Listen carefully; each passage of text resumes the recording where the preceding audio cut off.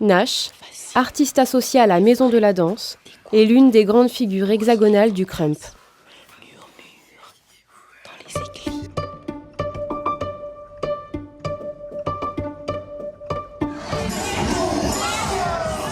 En voyant s'entraîner des krumpers devant l'Opéra de Lyon, Nash est littéralement happé par cette danse urbaine déjà repérée grâce à Rise, le documentaire de David Lachapelle.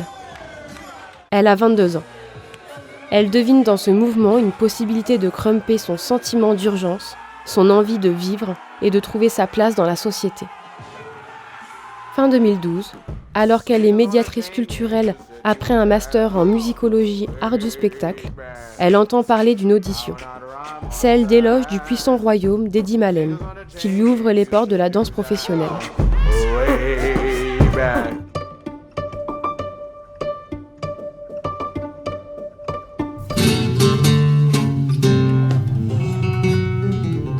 Nash, sans jamais lâcher le krump, s'aventure du côté des danses et des arts traditionnels d'Asie et d'Afrique, notamment le kathakali, mais aussi au flamenco et son duende, ce moment insaisissable de transmission du mystère au public, puis au buto.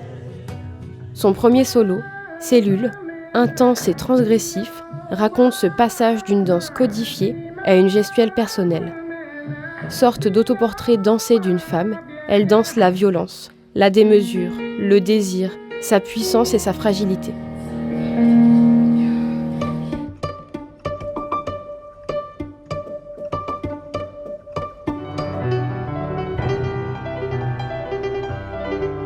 Dans ses œuvres suivantes, elle impose une écriture chorégraphique très singulière, sensuelle, et dessine une guerrière érotique façonnée par les identités qui la constituent. Dans Beloved Shadows, Nash se confronte à des ombres comme autant d'incarnations de la féminité. Et là, tu dois répéter tes bases, celles que vous connaissez, n'est-ce pas? Stomp, chest pop.